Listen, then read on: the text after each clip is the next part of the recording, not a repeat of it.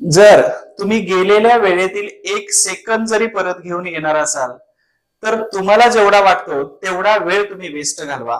आणि जर तुम्हाला समजलंय की गेलेल्या वेळेतील 1 सेकंद सुद्धा परत येत नसेल तर त्या वेळेचा प्रत्येक 1 सेकंद ना सेकंद तुम्हाला हा वसूल करायचा आहे. आणि जर तुम्हाला हे नाही जमलं तर ती बर्बाद झालेली जी वेळ आहे हे तुम्हाला निचोडल्याशिवाय आणि तुम्हाला पूर्ण खाल्ल्याशिवाय राहणार नाही.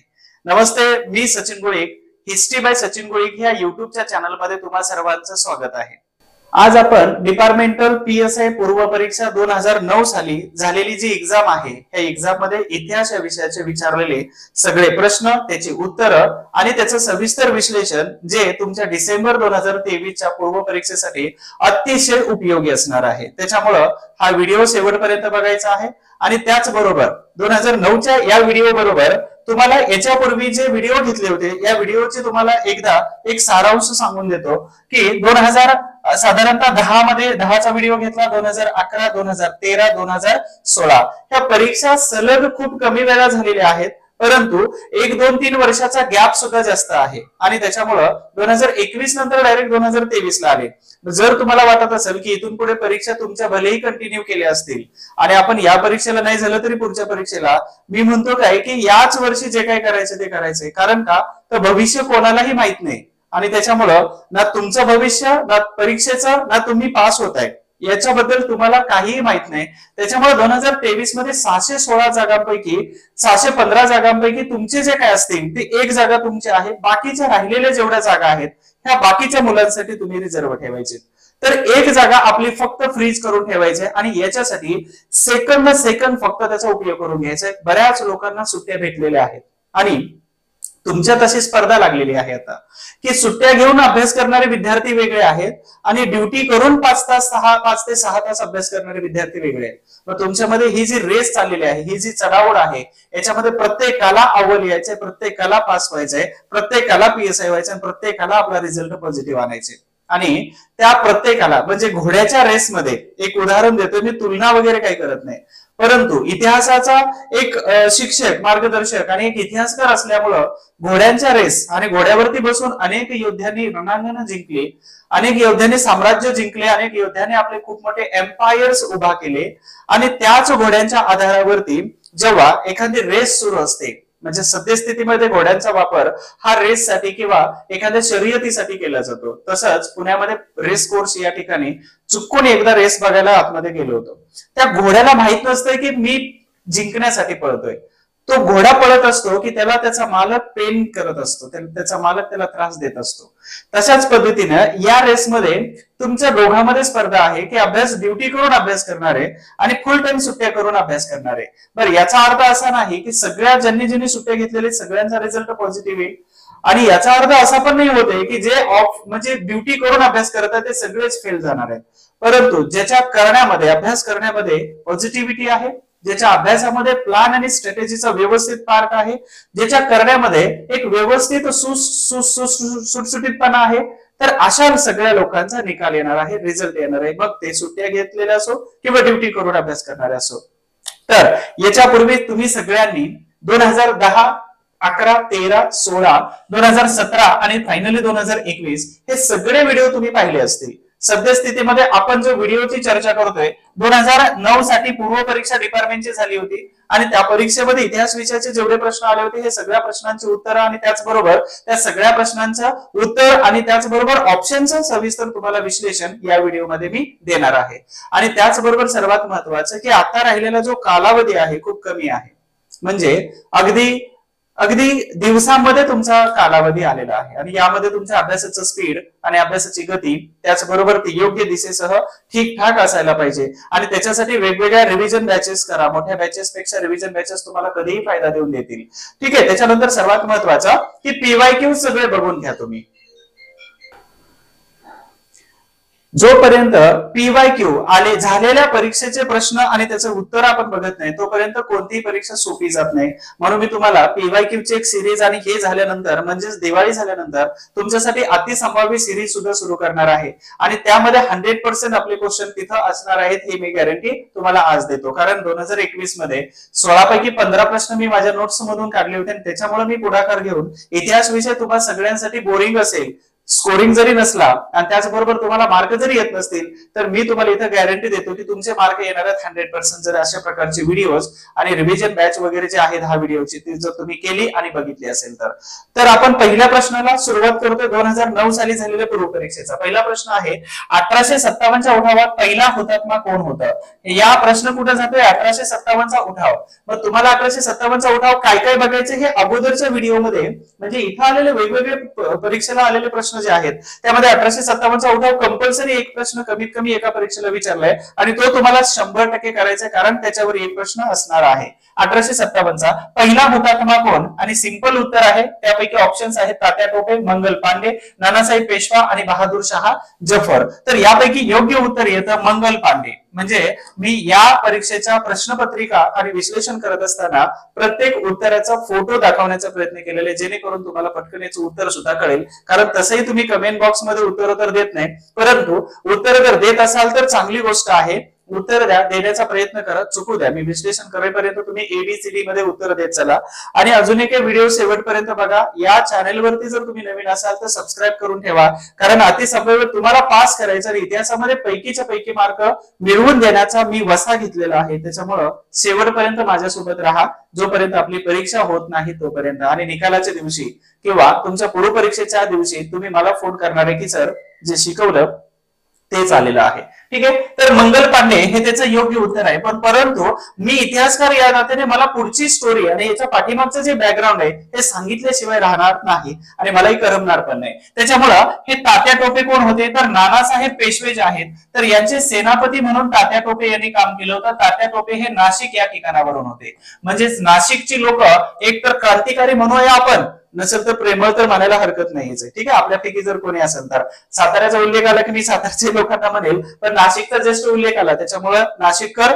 खूप चांगले आहेत. आणि हा नाशिक आणि दिल्ली इथं थंडी आणि अॅटमॉस्फिअर हे ऑलमोस्ट सेम असतं. माझा थोडासाच अनुभव आहे तिथला. नानासाहेब पेशवा म्हणजेच बाजीराव पेशवा जे आहेत दुसरे बाजीराव पेशवा तर यांच्यानंतर इथं नानासाहेब पेशवे हे आले होते. ठीक आहे. आणि मग यांची पेन्शन्स वगैरे बंद केल्यामुळं यांनी काय केलं कानपूर या ठिकाणावरून 1857च्या उठावाचं नेतृत्व केलेलं होतं आणि सगळी फौज जी आहे हे बहादूर शाह जफर कितवा दुसरा यांच्याकडे घेऊन गेले आणि बहादूर शाह जफर हे दिल्लीचे त्यावेळेचे बादशाह होते. ठीक आहे. बादशाह होते आणि हे बादशाह 80+ वर्षाचे. यांना सांगितलं तुम्ही फक्त बादशाह व्हा भारताचे बादशाह.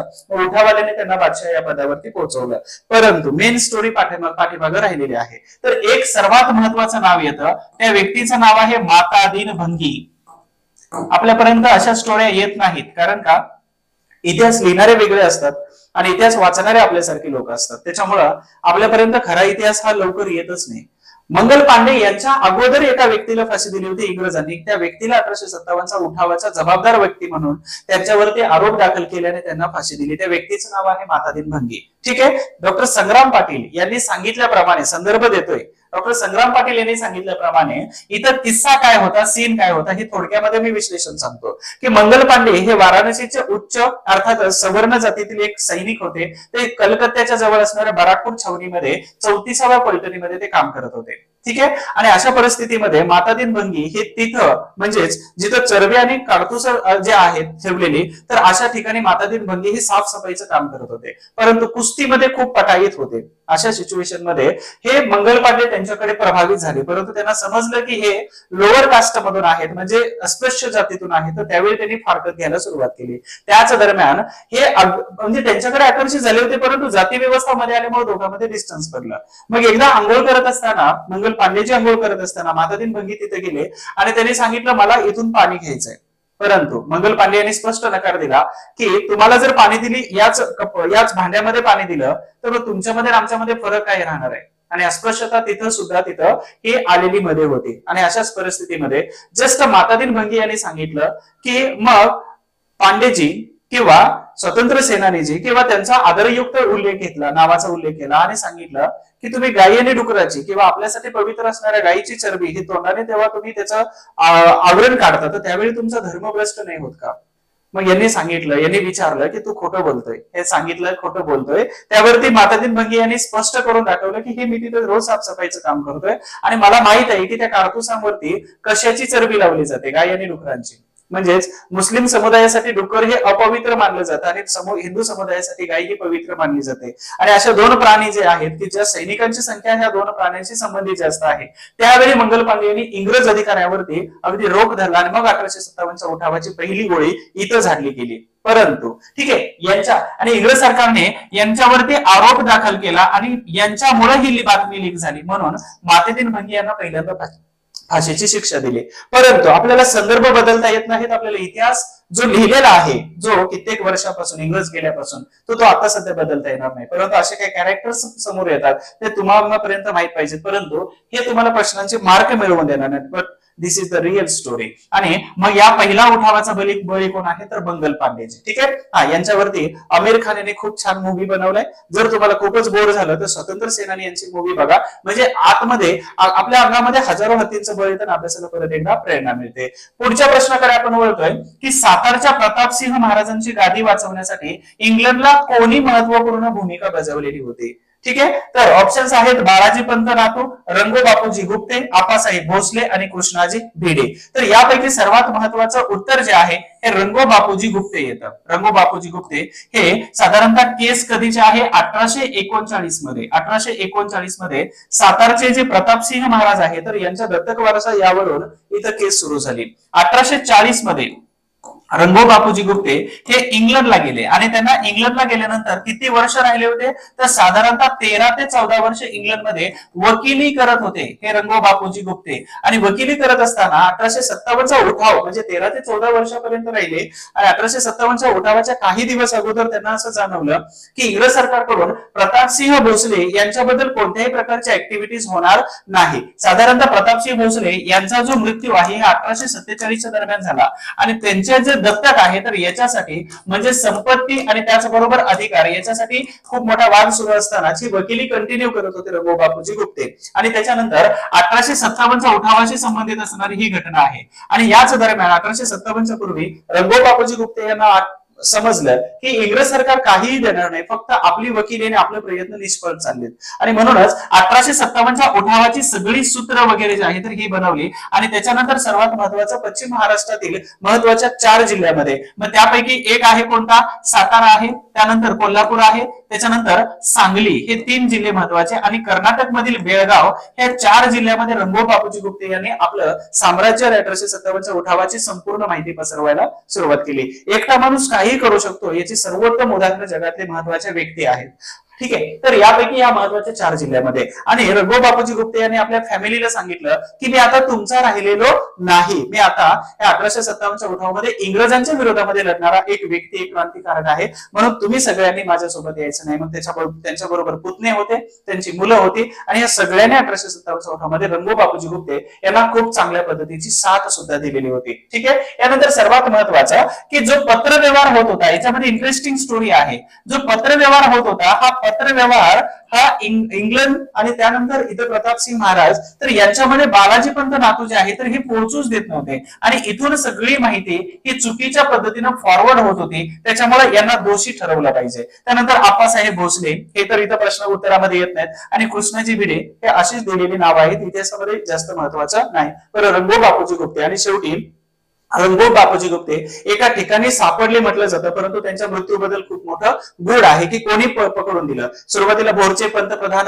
त्यांनी अमात्य त्यांनी सपोर्ट केला, नंतर त्यांनी इंग्रजांना पकडून दिलं, अशा वेगवेगळ्या अफवा वेगवेगळ्या पुस्तकामध्ये संदर्भ सापडतात, परंतु फायनल काय झालं तर हे आपल्याला दिसून येत नाही. तर प्रश्नापुरतं मर्यादित बघायचं झालं तर रंगो बापूजी गुप्ते यांनी वकिली म्हणून 1840 पासून 13 वर्ष 14 वर्ष इंग्लंडमध्ये वास्तव्य केलं आणि 1857च्या उठावाच्या वेळी 4 जिल्ह्यामध्ये नेतृत्व केलेलं होतं. तर या 4 जिल्ह्यावरती तुमचा एखादा तरी प्रश्न किमान बनू शकतो. ठीक आहे. त्याच्यानंतर आपण पुढच्या प्रश्नाकडे वळण्याच्या अगोदर तुम्हा सगळ्यांसाठी इतिहासात पैकीच्या पैकी मार्क मिळवण्यासाठी मी प्रयत्नशील आहे आणि प्रयत्नशील असतानाच रिव्हिजन बॅच टाकलेले आहे. त्याच्यामध्ये साधारणतः 10 व्हिडिओ आहेत. अजून 1-2 व्हिडिओ मी असे टाकतो की ज्यातूनच अजून प्रश्न येण्याची शक्यता दाट आहे आणि वाढू शकते. तर 2 व्हिडिओ मी अजून रेकॉर्ड करतोय, माहिती त्याची एकत्र करून रेकॉर्ड करून तुमच्यापर्यंत पोहोचवतो. तर सर्वात महत्वाचं ही रिव्हिजन बॅच आहे. 250 रुपये किंमत आहे या बॅचची, म्हणजे पैसे 250 रुपये द्यावे लागतील तुम्हाला. 1 महिना परीक्षेला एवढाच राहिलेला आहे. प्रत्येक व्हिडिओ तुम्हाला 2 वेळा बघायचा आहे आणि याच्यामध्ये टोटल 10 व्हिडिओ आहेत. तर एक ऍप्लिकेशन डाउनलोड करायचे. इथं माझा नंबर दिलेला आहे, या नंबरवरती तुम्ही फोन केला तरी चालेल. ठीक आहे. म्हणजे ऍप्लिकेशन किंवा पेमेंट होत नाही किंवा बॅच कसे घ्यायचे कळत नाही, त्याच्यामध्ये ऍड्रेस मध्ये एबीसीडी काही टाका, ते ऍक्सेप्ट करतं. नंतर पेमेंट कडे गेला तर पेमेंट होतो, कारण पेमेंटचा खूप लोकांचा इश्यू आहे. त्याच्यानंतर महत्वाचं ऍप्लिकेशन डाउनलोड करायचंय तुम्हाला. त्याची लिंक खाली डिस्क्रिप्शन बॉक्स मध्ये दिलेली आहे. नसेल तर मला व्हॉट्सअप करा, ज्यांनी बॅच घेतलेली आहे. आणि नाही घेतली त्यांनीही करा. मी तुम्हाला पीडीएफ सगळ्यांनाच देतोय. त्याचबरोबर युट्यूबच्या लेक्चरची सगळी लिंक देतोय. आणि एक रिक्वेस्ट आहे की तुमच्या सगळ्या ग्रुपमध्ये, कारण प्रत्येक जिल्ह्यातून महाराष्ट्राच्या बऱ्यापैकी जवळपास 36 जिल्ह्यामधून माझ्याकडे काही ना काही जॉईन झालेले आहेत. म्हणजे जो ब्रॉडकास्टरचा ग्रुप बनवलेला आहे तो तुम्हाला दिसत नाही, माझ्याकडे असतो. एकाच वेळी सगळ्यांना पर्सनली मेसेज येतो माझ्याकडून, त्याला ब्रॉडकास्ट ग्रुप म्हणतात. तो माझ्याकडे आहे. प्रत्येक जिल्ह्याचे कमीत कमी 10-20 तर माझ्यासोबत जोडलेले आहेत. महाराष्ट्राच्या शासन सुव्यवस्थेचे संरक्षण करते. तुम्हाला ग्रेट सॅल्यूट. ठीक आहे. आणि सर्वात महत्वाचं की जर हे ऍप्लिकेशन डाउनलोड केलं असेल तर त्याच्यामध्ये डायरेक्ट तुम्ही रिव्हिजन बॅच घेऊ शकता आणि त्या रिव्हिजन बॅच मधून खूप सारे क्वेश्चन कव्हर होतील. स्पीड मध्ये ते शिकवलेलं आहे. तुमचं पटकन होऊन जातं, कारण वेळ कमी आहे तुम्ही सगळ्यांकडे. जर ऍप्लिकेशन मध्ये काहीच कळत नसेल तर तुम्हा सगळ्यांना या नंबरवरती फोन करायचा. ज्यांनी बॅच घेतलेले आहे त्यांनी आपापल्या ग्रुपमध्ये किंवा आपल्या मित्रांना सांगा की इतिहासाचे प्रश्न कव्हर करायचे असतील तर इथे या. हा असं होऊ नये की कॉम्पिटिशन वाढतंय म्हणून आपण सांगत नाही. तर ज्याचं टीचिंग चांगलं आहे, ज्यांचे प्रश्न येत आहेत आणि ज्यांचं टीचिंग आवडते तुम्हाला, तर त्यांच्या बॅचेस तुम्ही सांगून द्या. मला लेटेस्ट मध्ये आपल्यापैकीच एक आहे, ते म्हणत होते इंग्रजांना आवाज आव का बोलता. माझं असं मत होतं की मी इतिहास शिकवतो आणि इतिहासामध्ये जर ब्रिटिश इरा किंवा ब्रिटिश कालखंड जर नसता तर इतिहास एवढा जास्त मोठा झाला नसता. आणि त्याच्यामुळे इतिहास आहे, इतिहासातली कॅरेक्टर्स आहेत, इतिहासातले वेगवेगळे रोल प्ले केलेले व्यक्ती आहेत. ते व्यक्तीने चांगलं काम करो किंवा वाईट करो, तर माझं कर्तव्य एक इतिहासकार करताना की आवाजावं बोलावं, असं माझं स्वतःची फिलॉसॉफी सांगते.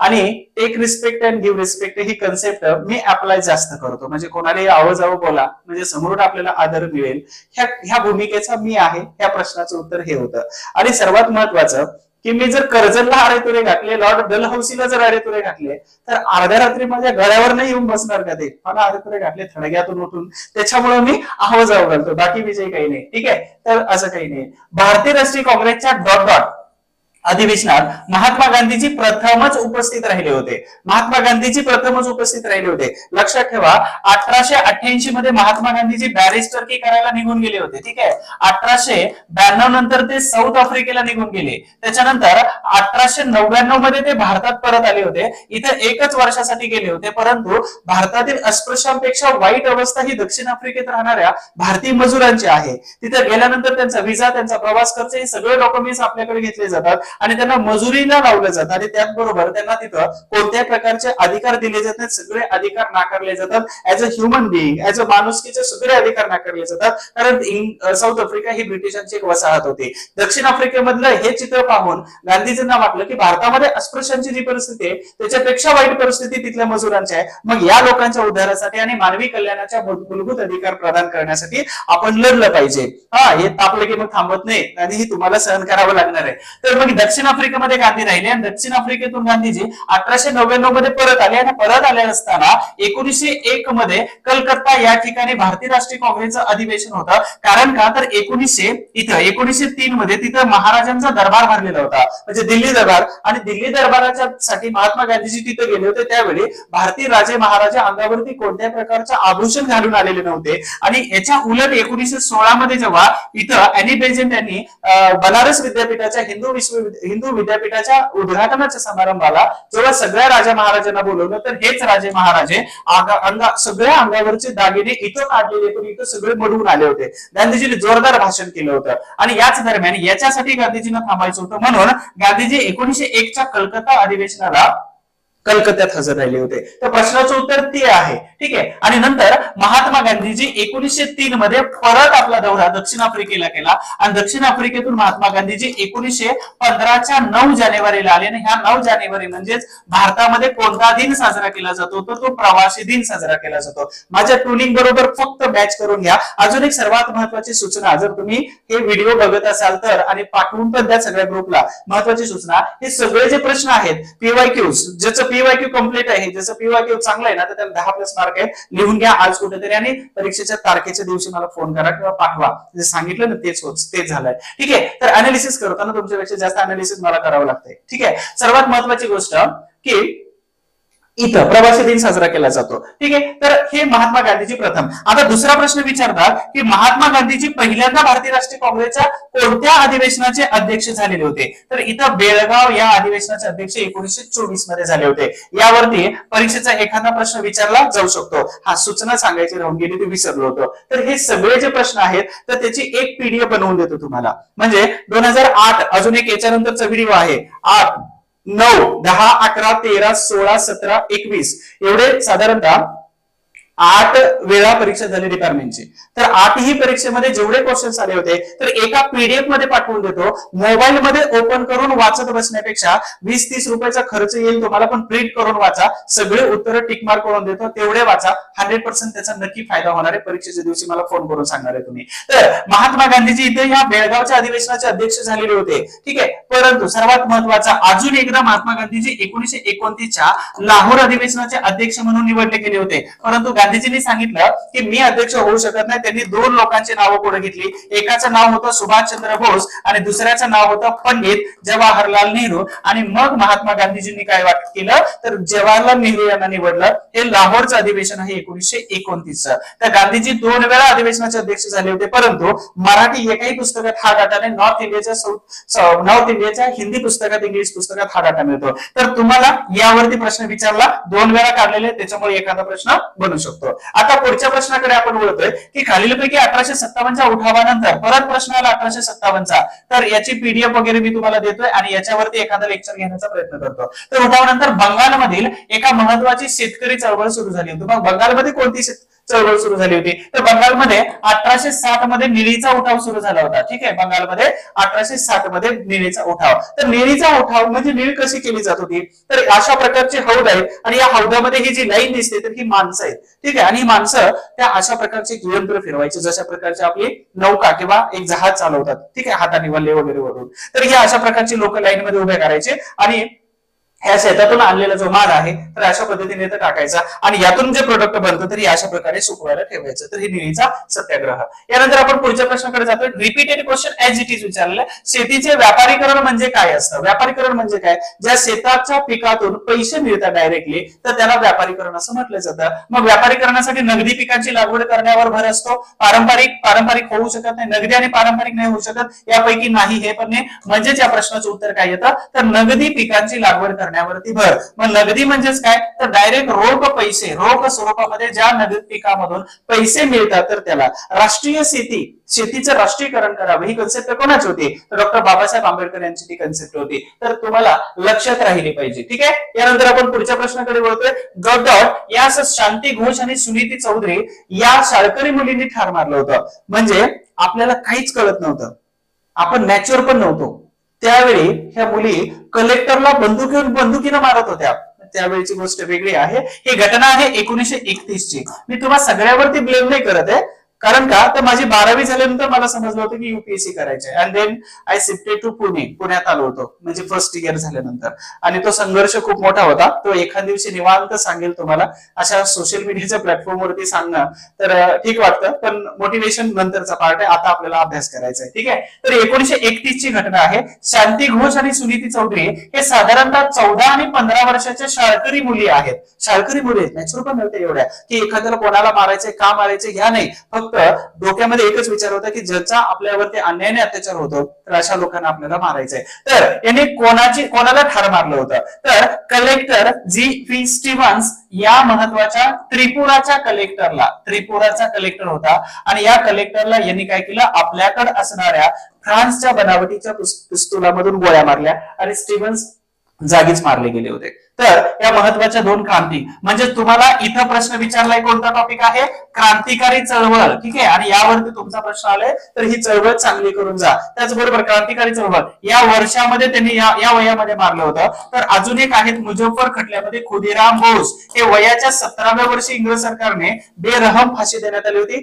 कमी वयाचे सर्वात कमी वयाचे फासावर गेलेले तरुण म्हणजे खुदीराम बोस होते. त्यानंतर इथं HRA नावाची संघटना आहे 1924 मध्ये आणि या संघटनेनं 1925 मध्ये एक कट रचला आणि काकोरी या ठिकाणी रेल्वे लुटली होती. याच्यामध्ये एक व्यक्ती होते त्या व्यक्तीचं नाव काय होतं तर अशफाक उल्ला खान. अशफाक उल्ला खान आणि या अशफाक उल्ला खान यांना फाशीची शिक्षा दिली आणि हे भारतातील पहिले मुस्लिम व्यक्ती होते. इथंही तुमचा प्रश्न तयार होतो ठीक आहे. मला जेवढं आठवतंय परीक्षेसाठी जेवढं महत्वाचं आहे तेवढं सगळं महत्वाचं म्हणजे क्रांतिकारक 3 घटक तुम्हाला सांगितले. आय होप तुम्हाला हे लेक्चर आवडते. जर आवडलं असेल तर लाईक करा.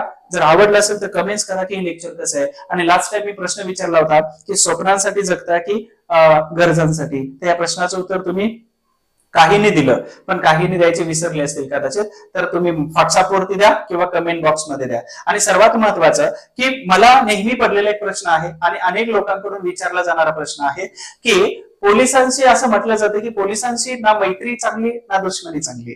तर या प्रश्नाचं उत्तर सविस्तर मला द्यावं अशी माझी अपेक्षा आहे कारण मी डिपार्टमेंट कधी जॉईन नाही केलेलं. हा झालं तर मग युपीएससी किंवा एमपीएससी मधून क्लास 1च्या पोस्टला गेलो तर त्यावेळी मात्र या प्रश्नाचं उत्तर मला नक्कीच मिळेल. पण तोपर्यंत तुम्ही जर दिलं प्रत्येकाने द्या कारण प्रत्येकाच्या विचाराचं स्वागत आहे.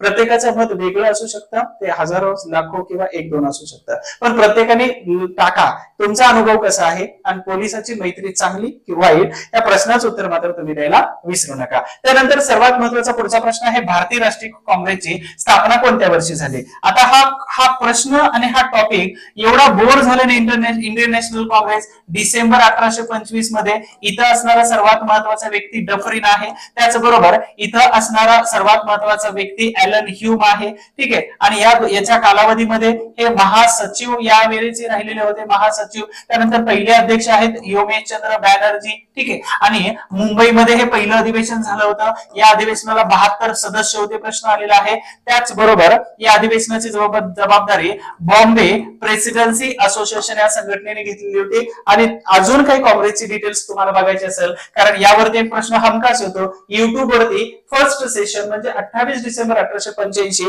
28 डिसेंबर 2022 साली मी युट्यूब वरती घेतले त्याची लिंक खाली डिस्क्रिप्शन बॉक्स मध्ये दिलेली आहे. तो लेक्चर सविस्तरपणे बघून घ्या त्याच्या बाहेर प्रश्न जाणार नाही ठीक आहे. पुढचा प्रश्न आपला महत्वाचा आहे. तर खालीलपैकी कोणी कारागृहात अन्नत्याग करून हौतात्म्य पत्करलेलं होतं. चंद्रशेखर आझाद खुदीराम बोस मदनलाल धिंगरा आणि जतींद्रनाथ दास. तर चंद्रशेखर आझाद यांनी काय केलं होतं तर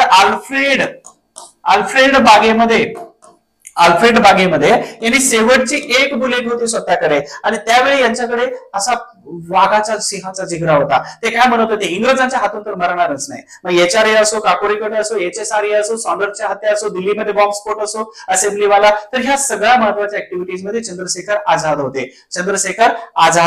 आणि या चंद्रशेखर आझादांचं मत काय होतं तर मी इंग्रजांच्या गोळीने मरणार नाही आणि मग स्वतःच्याकडे असणारी शेवटची जी गोळी होती ही गोळी स्वतःला मारून घेतली. परंतु इंग्रज सरकारच्या या शिपायांचं धाडस काय होतं की चंद्रशेखर आझाद हे मृत्यू पावल्यानंतर सुद्धा कित्येक मिनिट हे इंग्रज शिपाई हे त्यांच्या जवळ जात नव्हते. याला म्हणतात दहशत ठीक आहे. मग एखाद्या नवऱ्याला विचारायचे बायकोची दहशत काय होते तर तशा प्रकारची ही दहशत इंग्रजाला विचारायचे की आमच्या क्रांतिकारकांचा रोल काय होता तर ते आम्हाला काटे फुटतात. खुदीराम बोस मी अगोदर सांगितलं 17व्या वर्षी फासावर जाणारी सर्वात महत्वाचे व्यक्ती आणि हे मुझफ्फरपूरचा किंग्स फोर्ट यांना मारण्याच्या प्रयत्नामध्ये खुदीराम बोस हे फासावरती गेलेले महत्वाचे व्यक्ती. मदनलाल धिंगरा यांनी काय केलं होतं तर मदनलाल धिंगरा यांनी इंग्लंडमध्येच अधिकाऱ्याला मारलेलं होतं ठीक आहे. त्याच्यानंतर जतींद्रनाथ दास म्हणजेच या प्रश्नाचं उत्तर काय आहे तर लाहोरच्या सेंट्रल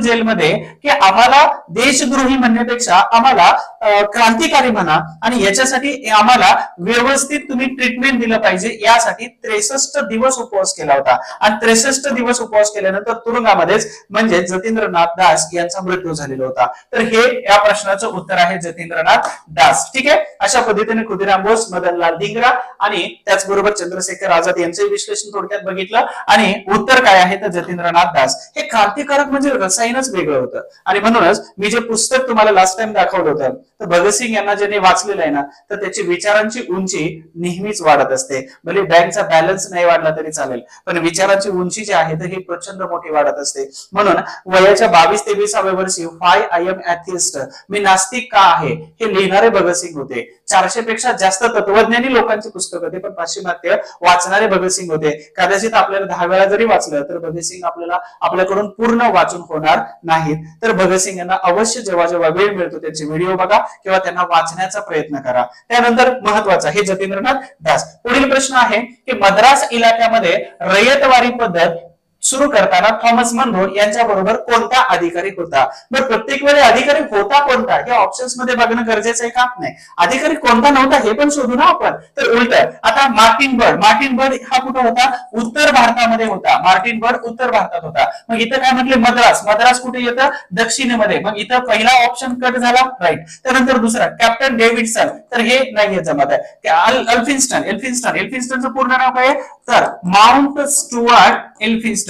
ह्या एल्फिन्स्टन 1819 ते इथं 27 पर्यंत हे बॉम्बे प्रांताचे गव्हर्नर होते. मग मद्रास कुठे गेलं? दक्षिण भारतात. बॉम्बे कुठे गेलं? मध्य भारतात आला. तर हा ऑप्शन कट झाला. राहिला एकच कॅप्टन रीड. आता गंमत सांगतो की 1792 मध्ये बारामहल जिल्हा नावाचा एक एरिया आहे, जिल्हा आहे. आणि इथं बारामहल जिल्ह्यामध्ये यांनी जी पद्धत सुरू केलेली होती तर ही सर्वात महत्वाची पद्धत. त्याच्यानंतर इथं आता ह्या कॅप्टन रीडने सुरू केली होती या ठिकाणी. परंतु इथं थॉमस मनरो जे आहे तर 1822 आणि दुसरी फेज 1833, तर या ठिकाणी रयतवारी नावाची पद्धत सुरू केली. आता इथं एल्फिन्स्टन जे आहे तर एल्फिन्स्टन यांनी इथं रयतवारी पद्धत इथं कुठे सुरू केली? बॉम्बे प्रांतामध्ये. आणि म्हणून या प्रश्नाचं उत्तर काय जातं तर कॅप्टन रीड हे जातं. मग इथं संपूर्ण मद्रास या प्रांतामध्ये या 22 आणि 23-33 या वर्षी सुरू केली होती. तर या ठिकाणी इथं फक्त बारामहल नावाच्या जिल्ह्यामध्ये मद्रासच्या ही पद्धत कॅप्टन रीड यांच्याद्वारा सुरू केली होती. मग आता तुम्हाला एक्स्ट्राचा मी काम सांगतो. ते काम कोणतं आहे तर प्रत्येक अभ्यागताने, प्रत्येक स्पर्धा परीक्षा देणाऱ्या विद्यार्थ्याने काम करायचंय की महसूल वसुली करणाऱ्या जेवढ्या पद्धती आहेत त्या सगळ्या पद्धती तुम्ही काय करायचंय इथं नाव लिहायचंय आणि सुरू करणारा महत्वाचा व्यक्ती कोण होता, ठीक आहे. आणि त्याचबरोबर इथं वर्ष लिहायचंय. ओके, तर हा थॉमस मनरो आहे. लक्षात ठेवा, चांगला व्यक्ती आहे. आणि सायबेरिया, रशिया इकडे जाऊन त्याने अभ्यास केल्यानंतर येऊन आपल्या प्रांतामध्ये पद्धत सुरू केली होती. तर इथं नाव, त्यानंतर इथं व्यक्ती कोणता आहे, ठीक आहे, पद्धतीचं नाव रयतवारी, मालगुजारी, जमीनदारी अशा पद्धतीचं. आणि वर्ष कोणतं आहे तर ही तुम्हाला एक चार्ट बनवायचा आहे, एका कागदावरती लिहायचंय आणि मला व्हॉट्सअप करा किंवा माझ्या टेलिग्राम वरती इंडिया 123 हा टेलिग्रामचा आयडी आहे माझा, तर याच्यावरती पाठवलं तरी चालेल किंवा माझा नंबर ऑलरेडी इथं दिलेला आहे. पुढील प्रश्न आहे, खालीलपैकी कोणती व्यक्ती आनंद मोहन बोस यांच्याबरोबर साधारण ब्राह्मण समाजाचे सहसंस्थापक होते? साधारण ब्राह्मण समाज म्हटलेले आहे. मग इथं देवेंद्रनाथ टागोर ऑलरेडी संस्थापकांपैकी एक होते, हे उत्तर कट झालं. केशवचंद्र सेन ऑलरेडी जेव्हा फाटाफूट झाली होती तर आदि ब्राह्मण समाज आणि भारतीय ब्राह्मण समाज तर याच्यामध्ये ते गेलेले होते, त्याच्यामुळे हा ऑप्शन कट झाला. गणेश जोशी म्हणजे कोण तर गवा जोशी हा ऑप्शन इथं आहे. आणि गवा जोशी हे पुणे सार्वजनिक सभेबरोबर गेले, हा ऑप्शन कट झाला. एकच राहिले कोण तर शिवनाथ शास्त्री. आणि शिवनाथ शास्त्री म्हणजे साधारण ब्राह्मण समाजासोबत या आनंद मोहन बोस यांच्या सोबत जोडलेले हे सर्वात महत्वाचे व्यक्ती. तर हे शिवनाथ शास्त्री आणि आनंद मोहन बोस या दोन महत्वाच्या व्यक्ती झाल्या. तर तुम्हाला बघायचंय कोणता तर समाज. आणि समाजामध्ये काय काय बघणार आहात तुम्ही? आत्मीय सभा, ब्राह्मण समाज, प्रार्थना समाज, मानव धर्म समाज, त्याचबरोबर परमहंस सभा, मानव धर्म परमहंस झाली, प्रार्थना, पुणे सार्वजनिक सभा, स्त्री विचारवंती सभा, त्याबरोबर सत्यशोधक सभा, आर्य समाज, थिओसॉफिकल सोसायटी आणि रामकृष्ण मिशन. एवढं बघायचं. याचा एक चार्ट मी तुम्हाला बनवून देतो, कोणत्या वर्षी कोणती सभा सुरू झाली. तुमच्या व्हॉट्सअपच्या ग्रुपवरती पाठवतो. आता व्हॉट्सअपच्या ग्रुपवरती तुम्हाला ग्रुप दिसत नाही, परंतु मी एकाच वेळी त्या ब्रॉडकास्टवर टाकलं की तुम्हाला सगळ्यांना पर्सनली येतं, ठीक आहे. तर तेवढा वेळ नाही की प्रत्येकाला पर्सनली पाठवा. तर या नंबरवरती तुमचं नाव पाठवा, ड्युटी कुठे करता हे पाठवा. कशासाठी तर नाव सेव्ह करून ठेवतो आणि ड्युटीचं प्लेस सेव्ह केलं की माझ्याकडे ते सेव्ह राहतं आणि मग तुम्हाला मेसेज करायला मलाही सोपं जातं. ठीक आहे, बाकीचं काही इंटेन्शन नाही की तुम्ही नावच पाठवा वगैरे. पुढच्या प्रश्नाकडे जाण्याच्या अगोदर एक छोटीशी सूचना सांगून देतो तुम्हाला की डिपार्टमेंटल PSI पूर्व परीक्षेसाठी वन डे रिव्हिजन बॅच घेतलेली आहे, ज्याच्यामध्ये संपूर्ण इतिहास आणि तुमचं समाज सुधारक हे कंटेंट कव्हर केलेलं आहे. फी फक्त 250 रुपये आहे आणि कालावधी 1 महिना. वॉच टाइम 2 वेळा प्रत्येक व्हिडिओ पाहू शकता आणि 10 पेक्षा जास्त व्हिडिओ याच्यामध्ये आहेत. हिस्ट्री बाय सचिन गोळीक हे ऍप्लिकेशन डाउनलोड करून घ्या. ऍपल स्टोअर साठी आहे आणि गुगल प्ले साठी सुद्धा आहे. तर या ऍप्लिकेशन मध्ये ही बॅच अवेलेबल आहे. आणि सर्वात महत्त्वाचे अजून एक आहे की बघा, परराष्ट्र संबंध याचं बरंच टेन्शन असतं की नेमकं काय करावं. तर याच आपल्या युट्यूब चॅनलवरती राज्य व्यवस्था हा विषय जो आहे परराष्ट्र संबंध आणि दुसरा एक विषय आहे राज्य व्यवस्था, तर ह्या दोन्ही विषयाचे व्हिडिओ युट्यूबचे PYQ जे आहे तर हे माझे अजून एक व्हिडिओ झाला की मग इथं व्हिडिओ तुमचे राज्य व्यवस्थेचे सुरू होतील. तर एक सर आहेत, रेकॉर्डिंग सुरू आहे त्यांचं आणि मग ते तुम्हाला माझ्या नंतर व्हिडिओ इथं अपलोड करून देणार आहेत. ठीक आहे, तर यामध्ये राज्य व्यवस्था आणि परराष्ट्र संबंध हे दोन्ही प्रश्न तुम्हाला कव्हर करणार आहेत आणि त्याचबरोबर त्यांची सुद्धा अशाच प्रकारची एक रिव्हिजन बॅच येते आणि ह्या रिव्हिजन बॅच मध्ये तुम्हाला कमीत कमी ही राज्य व्यवस्था आणि पंचायत राज राज्य व्यवस्था आणि त्याचबरोबर परराष्ट्र संबंध तर याची संपूर्ण अगदी कमी पैशामध्ये खास तुमच्या मार्क मिळवण्यासाठी आणि तुम्हाला जास्त एक्सपर्ट होण्यासाठी त्याच्यामध्ये किंवा चांगले मार्क मिळवण्यासाठी ही बॅच आपण लॉन्च करतोय खूपच कमी नॉमिनल फी मध्ये. तर ऍप्लिकेशन मध्ये येतील आणि युट्यूबला सुद्धा त्यांचे व्हिडिओ येणार आहे, त्याच्यामुळे या युट्यूब चॅनलला सबस्क्राईब करून ठेवायचंय. तर ही वन डे रिव्हिजन बॅच आहे, ऍप्लिकेशन घ्या. जर काहीच नाही समजलं तर इथं नंबरवरती फोन करा आणि समजा बॅचेस नाही घेतली तर डायरेक्ट हे सगळे व्हिडिओ बघून टाका, तुम्हाला 100% फायदा होणार आहे. ठीक आहे, बॅच मधून अति जास्त होणार आहे. ठीक आहे, आणि त्यानंतर तुमचा खूप सारा अभ्यास झालेला आहे परंतु सरावासाठी काहीच नाही आपल्याकडे, टेस्ट सिरीज नाही. तर 10 दिवस शेवटचे असताना रोज कमीत कमी 2-3 टेस्ट सोडवायच्या, म्हणजे दिवसाच्या 3 टेस्ट, म्हणजे दिवसाचे 100 क्वेश्चन जर म्हटले तर दिवसाचे 100 तर 15 दिवसाचे किती, 15×45 म्हणजे जवळपास 4500 क्वेश्चन तुम्ही टोटल सोडवताय आणि 4500 मधून आपल्याला क्वेश्चन किती पाहिजे, तो 100 क्वेश्चन. तर यामधून खूप सारे क्वेश्चन रिपीटेड होणार आहेत. ठीक आहे, इथून आणि PYQ मधून. त्याच्यामुळं ही टेस्ट सिरीज आहे. आमचे मित्र नितीन अहिराव सर तर टेस्ट सिरीज बद्दलची सगळी माहिती अहिराव सर तुम्हाला सांगतील. या नंबरवरती फोन करा, नंबर सेव्ह करून ठेवा, माझाही आहे आणि इथंही दिलेला आहे. ठीक आहे, तर अशा पद्धतीनं तुम्हाला रिव्हिजन बॅच आणि टेस्ट सिरीज हे दोन्ही पण मी तुम्हाला सांगितलं. 6 लिटर पाण्याचं टार्गेट पूर्ण करायचं असतं, 6 लिटर पाण्याचं. त्याच्यामुळे तुम्ही सगळेजण 6 लिटर भरताय की नाही, 1-1 लिटरच्या बॉटल भरून ठेवायचं. जवळपास 6 बॉटल भरून संपवायच्या आहेत असं सकाळपासून संध्याकाळपर्यंत टार्गेट ठेवायचं. ठीक आहे, मी दौलताबादचा किल्ला एकदा माझ्यासोबत ऍडिशनल कमिशनर होते GSTचे आणि त्यांच्यासोबत चढून उतरत होतो. तर त्यावेळी म्हणजे असं कोणीतरी सांगितल्यानंतर आपल्या लक्षात राहतं.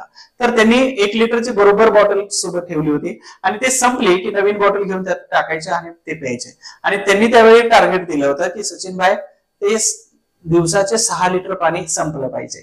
तर तसं 6 लिटर पाणी तुम्ही संपवा. पुढील प्रश्न आहे, गुलामगिरी हा ग्रंथ कोणी लिहिला. आता इथं प्रश्न विचारलाय आणि सिंपल याचं उत्तर आहे महात्मा ज्योतिबा फुले यांनी 1883 मध्ये गुलामगिरी नावाचा ग्रंथ लिहिलेला होता. तर न्यायमूर्ती रानडे, छत्रपती शाहू महाराज, कर्मवीर भाऊराव पाटील. तर कर्मवीर भाऊराव पाटील यांच्यावरती एखादा जर प्रश्न आला तर तुम्हाला संस्थेवरती प्रश्न येईल, रयत शिक्षण संस्था. मी या संस्थेचं तुम्हाला ब्रीद वाक्य कोणतं आहे, ब्रीद वाक्य विचारतील. त्याचबरोबर रयत शिक्षण संस्थेचं वर्ष कोणतं आहे, त्याचबरोबर रयत शिक्षण संस्थेचं मुख्यालय कुठे आहे. ठीक आहे, मुख्यालय कुठे आहे, रयत शिक्षण संस्थेचा उपक्रम काय चालतो, कमवा आणि शिका, रयत शिक्षण संस्था. त्याचबरोबर सत्यशोधक समाज.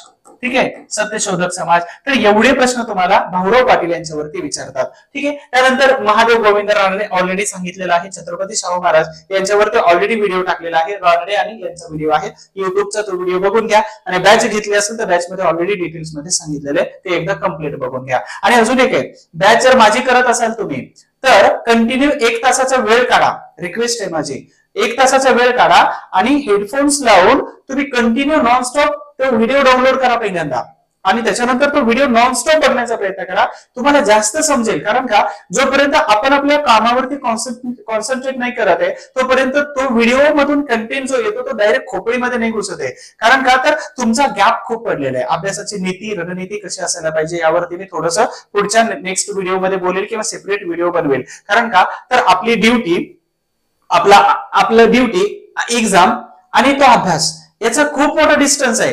म्हणजे जमीन आसमानचा फरक एवढा मोठा झालेला आहे. आणि याच्यामध्ये आपण ऍडजस्ट करतोय. ह्याला काय म्हणायचे त्याला काय म्हणायचे, ही नदी कुठे गेली, या कलमांतर्गत काय केलं, इथं कर्जनीच काय कुठाने केले, तर हे आपल्या लक्षात राहत नाही. हे दिमाग आपल्या ब्युटीमध्ये आता लागलेले आहे. ठीक आहे, म्हणजे फास्ट अँड फॉरवर्ड मध्ये झालेलं आहे. तर या सगळं करायचं असेल तर एक कच्ची वही सोबत घेऊन ठेवा, पाठ जर करायचं असेल. आणि तुम्ही अभ्यास जसा लिहिताय करताय तर ते करत असताना वाचत असताना ह्या वहीमध्ये शॉर्टकट मध्ये लिहा आणि झोपताना फक्त शॉर्टकट वाचा. ते परत एकदा रिकॉल होईल तुम्हाला आणि त्याचा फायदा 100% होईल. तर सगळं लिहून बसू नका, थोडक्यात लिहिण्याचा प्रयत्न करा, त्याचा तुम्हाला 100% फायदा होईल. त्याच्यानंतर महत्वाचं काय होतं की 1 तासाचा व्हिडिओ दिलाय ना, कोणाची बॅच करा. ठीक आहे, पण नॉन स्टॉप तो व्हिडिओ बघा 1 तासापर्यंत. आणि झाला की मग उठा तुम्ही 1-2 तास फिरून या. पण व्हिडिओ बघत असताना 1 तास नॉन स्टॉप बघायचं तुम्हाला. पुढचा प्रश्न आहे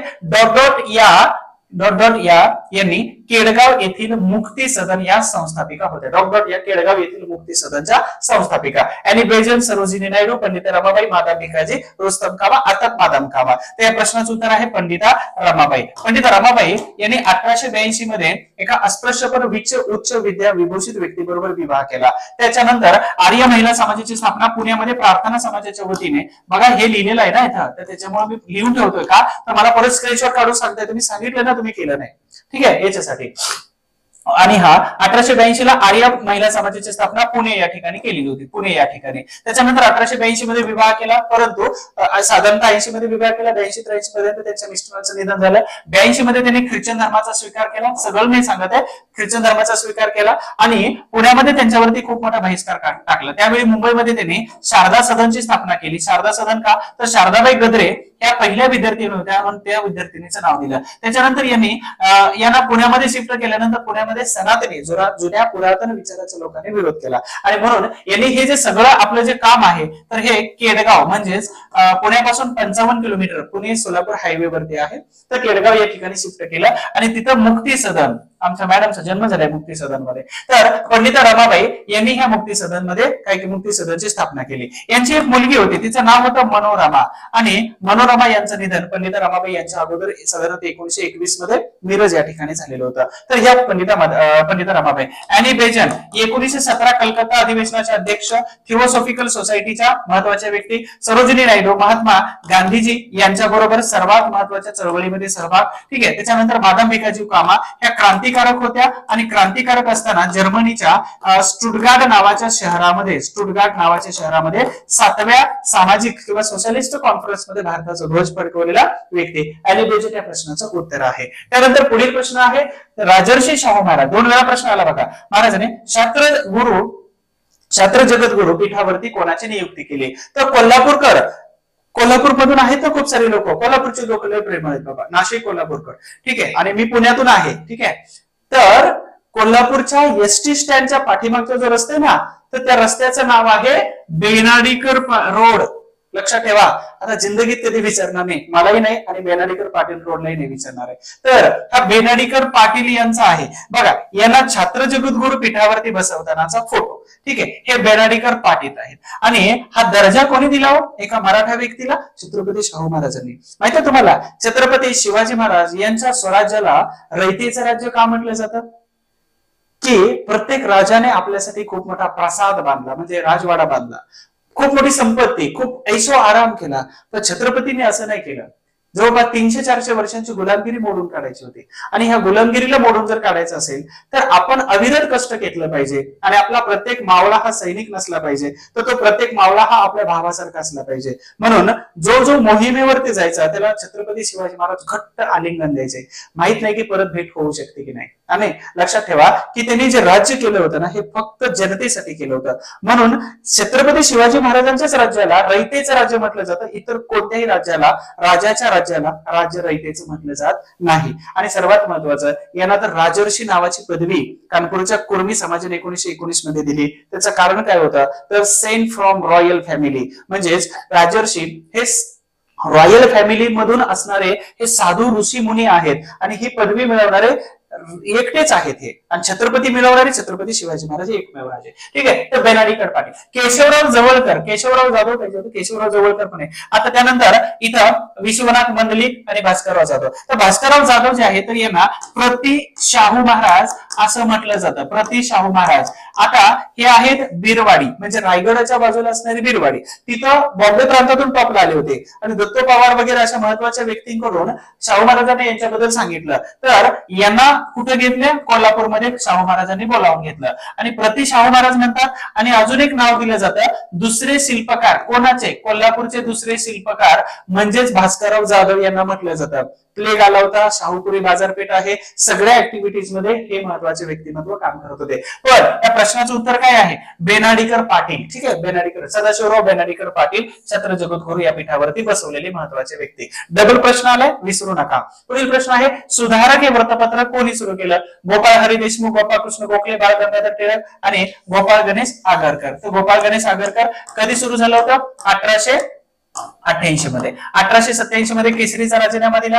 राजकीय सुधारणा अगोदर की सामाजिक सुधारणा बरोबर दोघांमध्ये वाद सुरू झाला आणि असा वाद विकोपाला गेल्यानंतर यांनी 87 मध्ये राजीनामा दिला. 88 मध्ये सुधारक नावाचं वर्तमानपत्र सुरू केलं आणि साधारणतः त्यांचं वय किंवा त्यांना आयुष्य खूप कमी लाभलं, परंतु जे आयुष्य लाभलं त्याच्यामध्ये मात्र त्यांनी सोनं केलं, सुधारणा मतवादी बनून. ठीक आहे, उदारमतवादी, सुधारणा मतवादी. तर ऑलरेडी प्रश्न कित्येक वेळा आलेला आहे, आयएमपी आहे. पुढील प्रश्न आहे, तुरुंगात असताना सुविचार स्मरणी हा ग्रंथ कोणी लिहिलेला होता. मग तुरुंगात कोण होतं, महात्मा गांधीजी? नाही. त्यानंतर गोपाळ गणेश आगरकर. तर यांनी तर काय लिहिला होता, आमच्या डोंगरीच्या तुरुंगातील 101 दिवस हा ग्रंथ लिहिला होता. यापैकी नाही संत तुकडोजी महाराज. तर महात्मा गांधीजी येतच नाही, मग राहिला ऑप्शन एक, संत तुकडोजी महाराज. मग तुरुंगात कधी होते, तर 1942 ची छोडो भारत आंदोलन जे होतं, त्या आंदोलनामध्ये, छोडो भारत आंदोलनामध्ये सहभाग होता. या तुकडोजी महाराज यांनी जपानला दौरा केलेला होता. यांनी खंजिरी भजनाची सुरुवात केली होती, खंजिरी भजनाची सुरुवात केली होती. यांनी मोजरी कुठे आलो, गुरुकुंज नावाचा आश्रम सुरू केला होता. यावरती प्रश्न विचारलाय आणि मी तुम्हाला होमवर्क दिलाय ऑलरेडी की संत तुकडोजी महाराज यांच्याबद्दलचे डिटेल्स काय काय काढायचे. प्रश्न येतोय कंपल्सरी, लक्षात ठेवा. या महत्वाच्या व्यक्तींना आणि राष्ट्रसंत किंवा या राष्ट्रीय संतांना विसरायचं नाही, कारण एक प्रश्न विचारला जातो. आणि यांना अजून एक महत्वाचा की राष्ट्रपती राजेंद्र प्रसाद जे आहेत तर यांनी यांना राष्ट्रसंत ही पदवी दिलेली होती. राष्ट्रसंत ही पदवी तुम्हाला परीक्षेला विचारलं जाणार आहे, लक्षात ठेवून चला. ठीक आहे. तर सुविचार स्मरणी, खंजिरी भजन सुरू केली होती.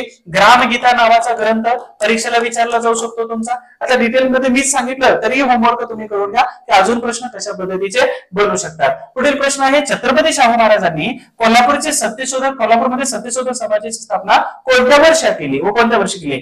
19, 9, 10, 11 आणि 12. तर या प्रश्नाचं उत्तर आहे 1911. मग याच्यामध्ये डिटेल्स बघा की सत्यशोधक समाजाची स्थापना, एक तारीख लक्षात ठेवा, 1111. लक्षात राहील का? आता ट्रिक सांगितली तुम्हाला, 11 जानेवारी 1911. 1111 5 टाइम 1 5 टाइम 1. तर इथं सत्यशोधक समाजाची स्थापना करत असताना महत्वाच्या व्यक्ती, तर इथं प्रेरणा कोण होती? छत्रपती शाहू महाराज. त्यावेळी पूर्ण सत्यशोधक समाजाचे अध्यक्ष कोण बनले होते? तर भास्करराव जाधव. त्यानंतर इथं अण्णासाहेब लठ्ठे हे कोषाध्यक्ष बनले, सहसचिव वगैरे. त्याच्यानंतर इथं कार्यक्रमाचे अध्यक्ष, इथं खूप गडबड होते, कार्यक्रमाचे अध्यक्ष कोण बनले होते? तर परशुराम घोसरवाडकर, इनामदार घोसरवाडकर. ठीक आहे, इनामदार. तर ह्या महत्वाच्या व्यक्ती आहेत, ह्या कार्यक्रमाच्या अध्यक्ष बनल्या आणि ह्या सत्यशोधक समाजाच्या अध्यक्ष बनल्या. इथं प्रश्न तुमचा चुकू शकतो, यावर एखादा प्रश्न येऊ शकतो. तर साधारणतः 1911 साली सत्यशोधक समाजाची स्थापना कोल्हापूरमध्ये केलेली होती. तर महात्मा फुले यांनी सत्यशोधक किंवा ब्राह्मणेतर चळवळीची सुरुवात तर केली, परंतु या चळवळीला गती कोणी दिली गती कोणी दिली असेल तर ती दिली होती छत्रपती शाहू महाराजांनी. आणि शाहू महाराजांच्या सोबत असणारे किंवा किंवा समविचारी जी लोक होते हे पूर्ण फुल ताकदीचे होते आणि विचाराने खूप वेडी होती ही लोक. म्हणजेच आपल्याला हे करायचे तर करायचे. मग याच्या अगोदर मी दिनकरराव जवळकरांचं उदाहरण तुम्हाला सांगितलं. पुढचा प्रश्न आहे अस्पृश्यांची कैफियत हा ग्रंथ खालीलपैकी कोणी लिहिला? तर अस्पृश्यांची कैफियत म्हटले की तुम्हाला अस्पृश्य म्हटले की आंबेडकर आठवले असतील. नाही. खालीलपैकी कोणती संस्था महर्षी धोंडो केशव कर्वे यांनी स्थापन केलेली नाही? तर कर्वे यांना वाचून जा, IMP आहे. आणि मी सुपर 8 तुम्हाला सांगेल, ठीक आहे, तुमच्या ग्रुपवरती सांगतो सुपर 8 कोणते करायचे. सुपर 6 आहेत ऑलरेडी, पण अजून 2 एक्स्ट्रा मी ऍड करून देईल तुम्हाला. म्हणजे राष्ट्रसंत तुकडोजी महाराज एक झाले, अजून एक व्यक्ती सांगेल. तर सुपर 6 कम्प्लीट करून चला. सुपर 6 आणि या 6 समाजसुधारकावरती लक्ष ठेवा. 4 समाजसुधारकावर फिक्स क्वेश्चन असणार आहे. तुमच्या ब्रॉडकास्टच्या लिस्टमध्ये ज्यांची नावं माझ्याकडे सेव्ह आहेत आणि माझा नंबर ज्यांनी सेव्ह केलेला आहे परीक्षेपर्यंत तरी ठेवा आणि त्या सगळ्यांना माझा मेसेज जाईल पर्सनली. जर तुम्ही सेव्ह केलेलाच नसेल तर माझा मेसेज येणार नाही, जरी भले मी तुम्हाला ग्रुपमध्ये ऍड केलेला असलं. हा नंबर सेव्ह करून ठेवा. तुमचं नाव आणि ड्युटी कुठे करता एवढं पाठवा. ते तसंच सेव्ह करून ठेवतो, मग तुम्हाला माझ्या बरोबर कनेक्ट करून घेईल. तर महर्षी धोंडो केशव कर्वे यांनी स्थापन केलेली नव्हती. प्रश्न व्यवस्थित वाचत असताना डोकं ठिकाणावर असलं पाहिजे. डिप्रेस क्लासेस मिशन, विधवा विवाह त्याचे म्हणजे अनाथ बालिकाश्रम, महिला विद्यापीठ. ऑलरेडी याच्यावरती मी विश्लेषण देऊन देऊन थकलो थोडस. आता डिप्रेस क्लासेस मिशन हे कधीचे आहे? तर 1906 ची ही संस्था आहे. डिप्रेस क्लास मिशन 1906 ची संस्था आहे. विवाह उत्तेजक मंडळ 1893 चे आहे. महिला विद्यापीठ जे आहे, महिला विद्यापीठ हे 1916 आहे. महिला विद्यालय जर असतं तर 1907 असतं. आणि अनाथ बालिकाश्रम हे आहे 1896 नंतर 1899. दोन्ही वर्ष लिहून टाकले. मला सांगा यापैकी 1, 2 या तिन्ही संस्था ज्या आहेत ह्या संस्था कर्वे यांनी सुरू केल्या होत्या. ही कोणाची संस्था आहे? तर रा शिंदे यांची ही महत्वाची संस्था आहे. आणि ही संस्था डिप्रेस क्लासेस मिशन ही संस्था वीर शिंदेने 1906 नंतर सुरू केलेली होती. ती कधीपर्यंत? 1923 ला त्यांनी राजीनामा दिला या संस्थेचा. कारण का? तर डॉक्टर बाबासाहेब आंबेडकर आले होते. सगळे त्यांचे अनुयायी हे आंबेडकरांच्या पाठीमागे गेलेले होते. पुढील महत्वाचा प्रश्न आहे अस्पृश्य लोकात सामाजिक आणि राजकीय जागृती करण्यासाठी हे वर्तमानपत्र डॉक्टर आंबेडकरांनी सुरू केलेलं होतं. कोणतं वर्तमानपत्र आहे? तर मूकनायक, हरिजन, केसरी आणि मराठा. हरिजन कोणी सुरू केलं होतं? हे महात्मा गांधीजी. आणि गांधीजींना हरिजन हा शब्द कोणी दिला होता? तर RD पराडकर नावाचे एक गुजराती पत्रकार होते. कोण होते? RD पराडकर. आणि ह्या पराडकरांनी RD पराडकर मराठी आणि नरसिंह मेहता हे गुजराती पत्रकार होते. लक्षात ठेवा, नरसिंह मेहता आणि RD पराडकर हे मराठी आणि हे गुजराती. तर ह्या दोन्ही लोकांनी गांधीजींना हरिजन हा शब्द दिला. म्हणून 1933 मध्ये अस्पृश्यता निवारण संघ जो होता तर त्याचं नामकरण केलं हरिजन सेवक संघ 33 पासून. आणि मग मदन मोहन मालवीय त्याचे अध्यक्ष बनवले. प्रश्न बनू शकतो. तर नरसिंह मेहता, RD पराडकर आणि गांधीजींनी सुरू केलेलं होतं.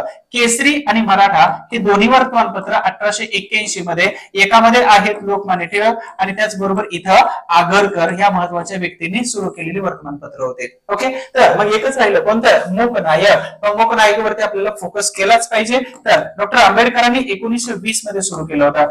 इथं छत्रपती शाहू महाराजांनी जवळपास 2,500 रुपयाची मदत या वर्तमानपत्राला केलेली होती.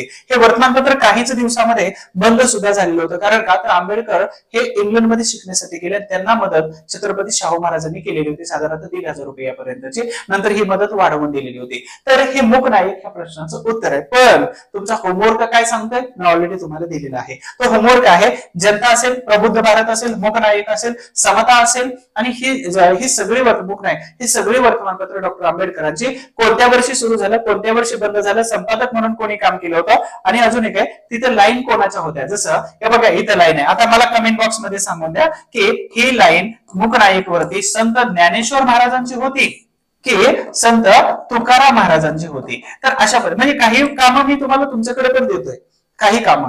आणि म्हणूनच ही लाईन कोणाची आहे फक्त माझ्या कमेंट बॉक्स मध्ये सांगा. मूकनायक मरते. आणि मग संत ज्ञानेश्वराचे कुठे आहे, संत तुकाराम महाराजांचे कुठे आहे, कमेंट बॉक्स मध्ये सांगा. आणि जर नसेल माहित तर शोधा. नसेल सापडत युट्यूबला लेक्चर बघा डॉक्टर आंबेडकरांचा, मी डिटेल्स मध्ये सांगितलेलं आहे. अजून एक सर्वात महत्वाची स्टोरी, महाभारत. एक काल्पनिक स्टोरी सांगतो. महाभारताचं युद्ध सुरू होतं आणि महाभारताच्या युद्धामध्ये कौरव आणि पांडव यांच्या दोघांमध्ये घनघोर लढाई सुरू होते.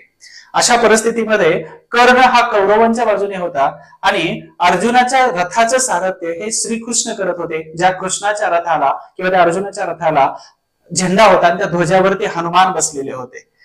तो वजनदार किती असेल रथ.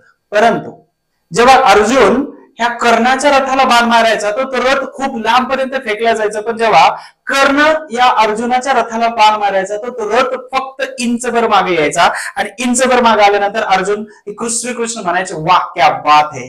आणि असं 2-4 वेळा झाल्यानंतर इथं अर्जुनाने विचारलं की महाराज स्वामी, जेव्हा मी बाण मारतो त्यावेळी अर्जुनाचा कर्णाचा रथ हा खूप दूरपर्यंत फेकला जातो, पण त्याच्या बाणाने आपला रथ हा इंचभर मागे येतो, तरी सुद्धा त्याला म्हणतात की वा क्या बात हे, धन्य ती माता ज्या मातेने अशा प्रकारचा योद्धा जन्माला घातला. तर हे असं का हटकलं कृष्णाला अर्जुनाने, आणि त्याच्यावरती त्या कृष्णाने अर्जुनाला उत्तर दिलं. ते उत्तर खूप इंटरेस्टिंग होतं.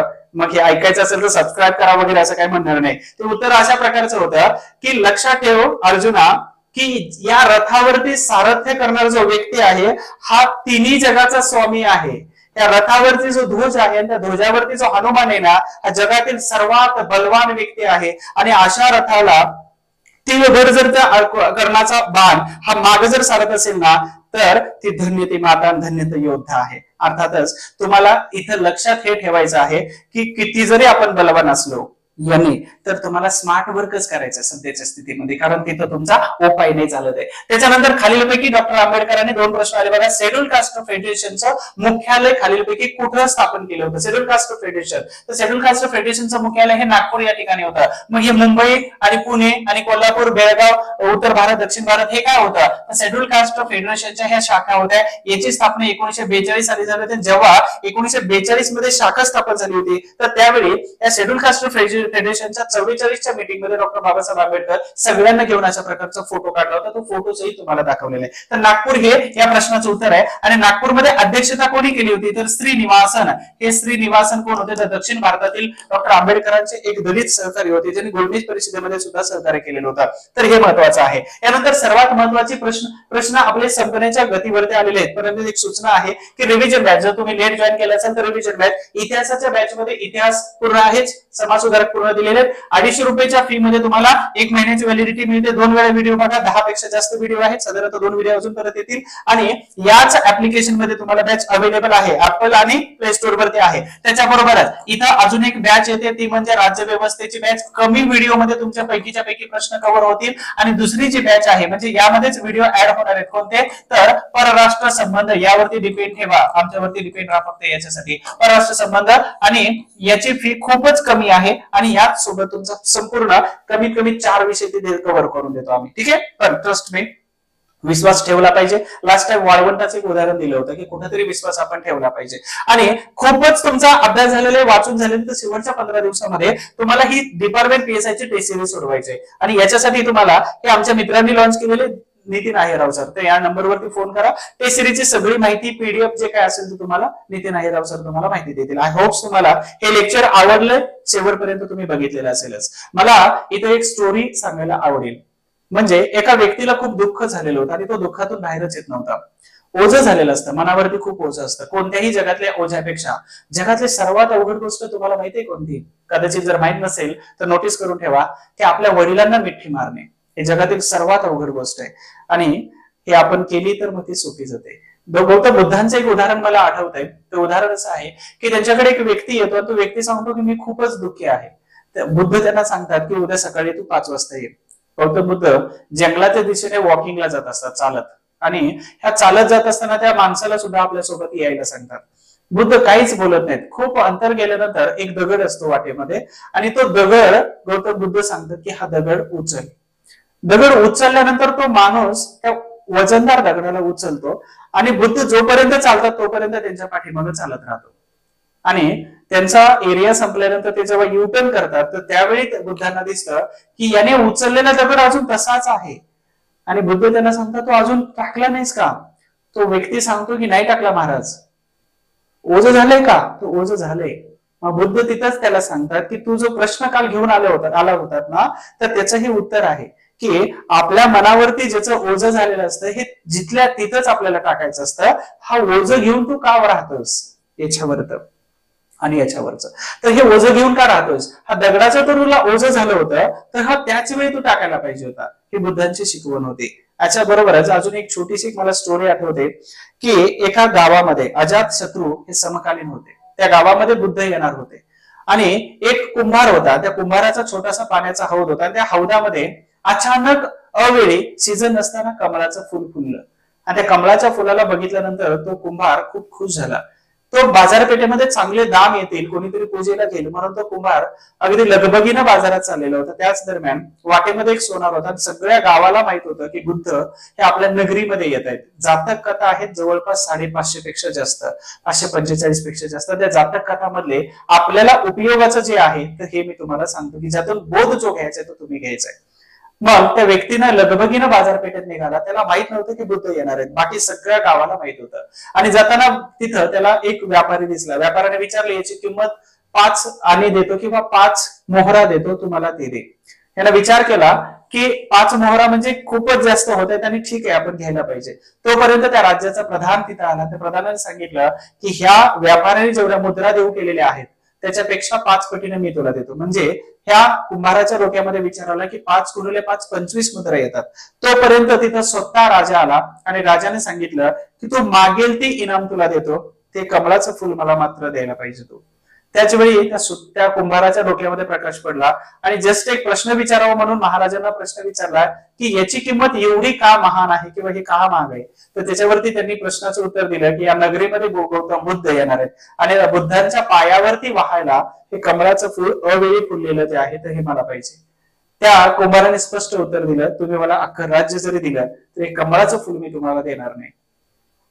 आणि दुसऱ्या दिवशी त्या बुद्धांच्या चरणावरती हे कमळाचं फुल त्यांनी वाहिलं होतं. कदाचित यातून बोध जो तुम्हाला घ्यायचा आहे तो घ्या, पण याचा बोध चांगला आहे. मी सांगण्यापेक्षा तुम्ही एवढे सुज्ञ आहात, तुम्ही एवढे मॅच्युअर आहात, पण हे माझ्यापेक्षा वयाने मोठे किंवा लहान असाल परंतु मी मॅच्युअर म्हणतो आणि यातून जो बोध घ्यायचा आहे ना तो तुम्ही चांगला घ्यायला हवा. ठीक आहे, अशा प्रकारे मी तुम्हाला यांच्या स्टोरी सांगितल्या. त्याच पद्धतीनं तुम्हाला अभ्यासामध्ये जर काही अडचणी असतील तर मी ऑलरेडी तुम्हाला नंबर दिलेला आहे. या नंबरवरती तुम्ही फोन केला तरी चालेल. अभ्यासामध्ये असो किंवा अभ्यास कसा करायचा आहे, इतिहास समजत नाही, प्लान कसा करायचा, स्ट्रॅटेजी कशी करायची याचं काहीच समजत नसेल, खूप कमी वेळ राहिलेला याच्यामध्ये बेस्ट काय केलं पाहिजे, जमलं तर एक व्हिडिओ तुमच्या सगळ्यांसाठी मी सोयीचा टाकून देतो आणि तुम्ही शेवटपर्यंत व्हिडिओ बघितला मी अशी अपेक्षा करतो. सर्वात महत्वाचं काय आहे की तुम्ही जसा विचार करता ना तर तसंच तुम्ही बनता. म्हणजेच जैसे आप सोचोगे वैसे ही बन जाओगे. सकाळी सुरुवातच पॉझिटिव्ह करायला सुरुवात करा, म्हणजे पॉझिटिव्ह सुरुवात झाल्यानंतर पूर्ण दिवस तुमचा सोपा जातो आणि चांगला जातो. तुम्हाला अजून एक पुढच्या व्हिडिओमध्ये एक उदाहरण देण्याच्या ऐवजी मी आताच उदाहरण देतो. ते उदाहरण असं आहे की हरणाचं स्पीड हे 90 किलोमीटर पर आवर असतं आणि वाघाचं स्पीड 60 किलोमीटर पर आवर असतं. म्हणजे वाघ हा 60च्या स्पीडने पळतो आणि हरण हे 90च्या स्पीडने पळतं, तरी पण हरणाची शिकार का होते. तर त्याचं एकच कारण असते की जो पाठीमागं बघतो त्याचं स्पीड कमी होतं आणि हरिण हे पाठीमागं बघतं. कारण का, तर तो वेगवान नाही परंतु तो ताकदवान आहे. याला माहित नसतं की तो वेगवान नाहीये, तो ताकदवान आहे ही भीती त्याच्या पोटी असते आणि म्हणून त्याचा रिझल्ट येत नाही. म्हणजेच काय, तर त्याची शिकार होते हरणाची नेहमीच. आणि म्हणून तुम्हाला सगळ्यांनी घाबरायचं नाही, तुमचं स्पीड अफलातून आहे. त्याच्यामुळं तुम्ही न घाबरता अभ्यास हा आपल्या पद्धतीनं चांगला प्लॅन स्ट्रॅटेजी बनवून करा.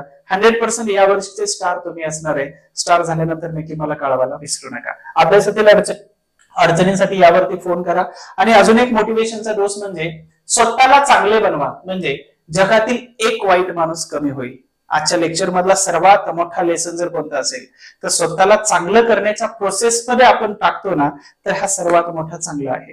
आणि जगातील तुम्ही चांगला झाला तर एक वाईट माणूस कमी होतोय. म्हणून चांगलं होण्यासाठी तुम्ही सगळ्यांनी प्रयत्न केले पाहिजे.